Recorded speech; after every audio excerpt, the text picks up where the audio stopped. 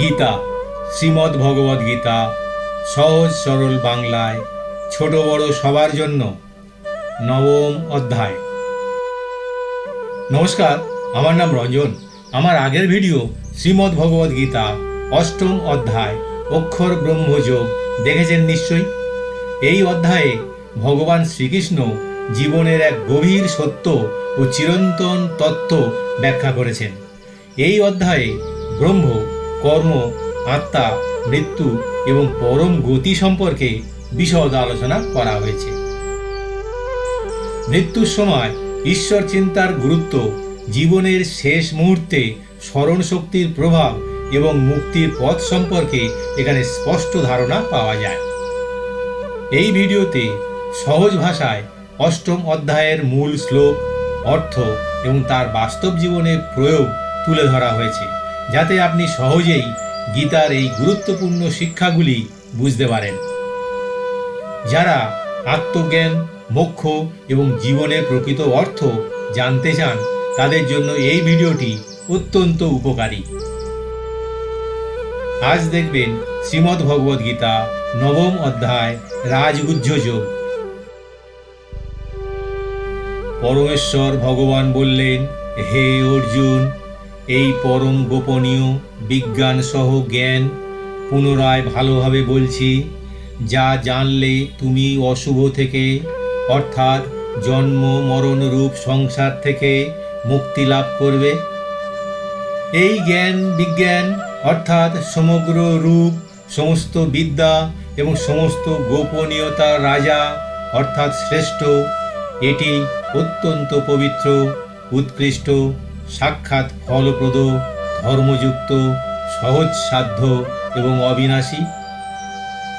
হে পরন্ত, উপরিউক্ত ধর্মের প্রতি শ্রদ্ধাহীন ব্যক্তি আমাকে প্রাপ্ত না হয়ে মৃত্যুরূপ সংসার পথে চলতে থাকে, অর্থাৎ বারংবার জন্মায় ও মৃত্যুবরণ করে।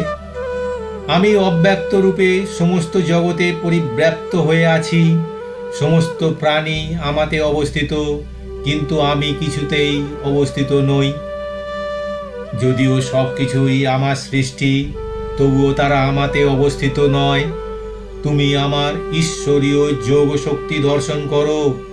আমি সকল প্রাণীর উৎপাদক এবং তাদের ধারক ও পোষক হলেও আমি এই জড় সৃষ্টির অন্তর্গত নই। অবগত হও যে মহান বায়ু সর্বত্র যেমন বিচরণশীল হওয়া সত্ত্বেও সর্বদা আকাশে অবস্থান করে, তেমনি সমস্ত প্রাণী আমাতে অবস্থিত। তুমি এটি মেনে নাও। হে অর্জুন, কল্পের শেষে মহাপ্রলয়ের সময় সমস্ত প্রাণী আমার প্রকৃতিতে এসে লয় হয়ে যায় এবং কল্পের আরম্ভে মহাস্বর্গের সময় আমি আবার তাদের সৃষ্টি করে থাকি। নিজ প্রকৃতিকে বশীভূত করে স্বভাবের বশে বশীভূত এই সমগ্র প্রাণীগণকে আমি বারংবার তাদের কর্ম অনুযায়ী সৃষ্টি করি। হে ধনঞ্জয়, এই সৃষ্টি রচনাদি কর্মে আমি অনাসক্ত এবং উদাসীনের মতো থাকায় এই সকল কর্ম আমাকে আবদ্ধ করতে পারে না। হে কুন্তেয়, আমার অধ্যক্ষতার দ্বারা জড়া প্রকৃতি এই চরাচর বিশ্ব সৃষ্টি করে। এই জন্যই এই জগৎ পুনঃ পুনঃ সৃষ্টি হয় এবং ধ্বংস হয়। অবিবেকী মনুষ্যগণ আমাকে সর্বভূতের মহেশ্বর বলে জানে না। তারা আমাকে মনুষ্য দেহধারী সাধারণ মানুষ মনে করে আমাকে অবজ্ঞা করে থাকে। যে সকল বিবেকহীন ব্যক্তি আসুরী, রাক্ষসী এবং মোহিনী প্রকৃতির আশ্রিত হয়ে আমাকে অবজ্ঞা করে, তাদের মুক্তি লাভের আশা, তাদের সকাম কর্ম এবং জ্ঞানের প্রয়াস সমস্তই ব্যর্থ হয়। হে পার্থ, দৈবী প্রকৃতির আশ্রিত অনন্য চিত্ত মহাত্মগণ আমাকে সর্বভূতের আদি ও অবিনাশী জেনে অনন্য চিত্তে নিরন্তর আমার ভজনা করেন। দৃঢ়ব্রত ভক্তগণ নিত্য আমার নাম ও গুণকীর্তন করে আমাকে লাভের জন্য চেষ্টা করেন এবং আমাকে প্রণাম করে নিরন্তর আমার উপাসনা করেন। কোনো কোনো সাধক জ্ঞান যজ্ঞের সাহায্যে একইভাবে আমার পূজা দ্বারা আমাকে উপাসনা করেন। আবার কেউ কেউ নিজেদের থেকে পৃথক রূপে দেখে বিশ্বমূর্তি ভগবান মনে করে আমাকে বহু প্রকারে আরাধনা করেন।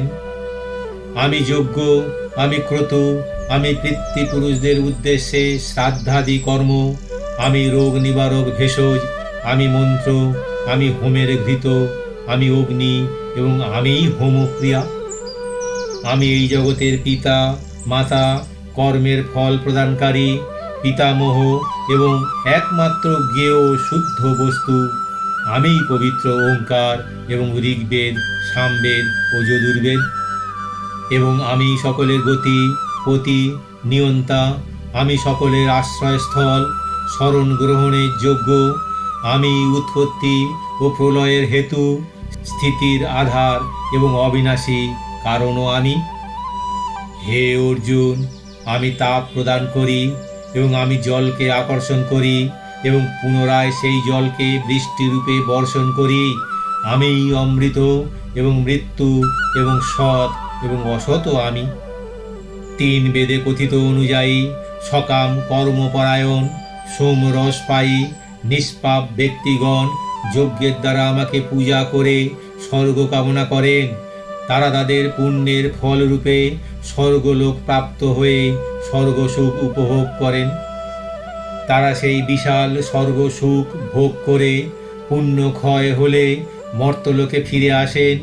এইভাবে 3 বেদে কথিত সকাম ধর্মের আশ্রয় গ্রহণকারী সংসারে কেবলমাত্র বারংবার জন্ম মৃত্যু লাভ করে থাকেন।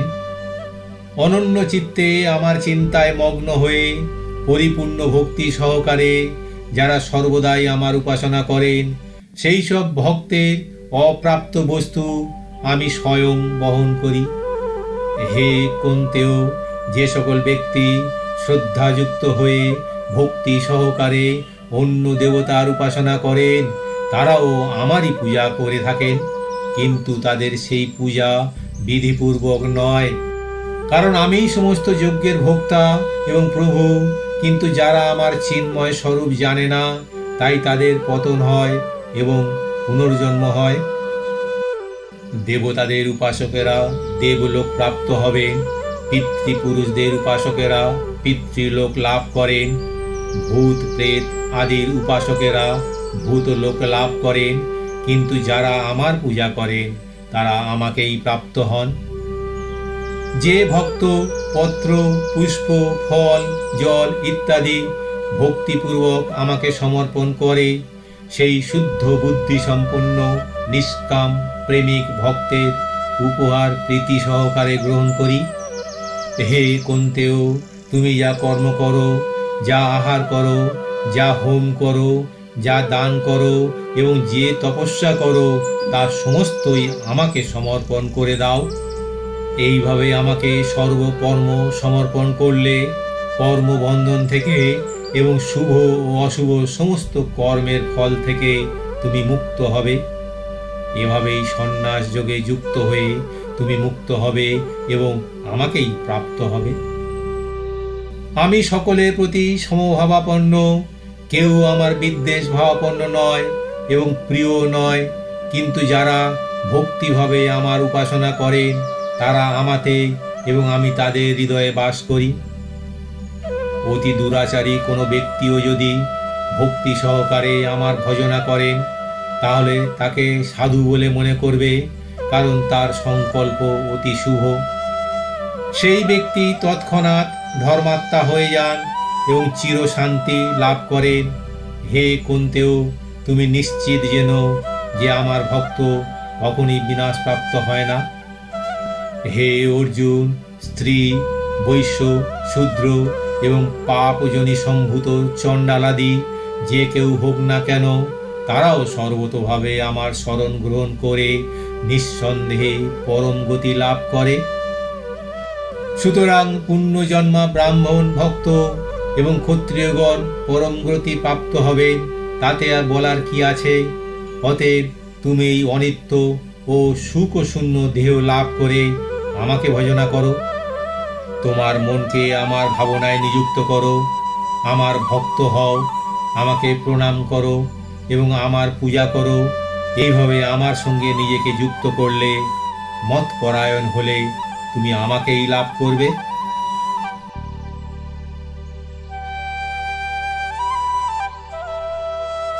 ইতি রাজগুহ্য যোগ নামক নবম অধ্যায় সমাপ্ত।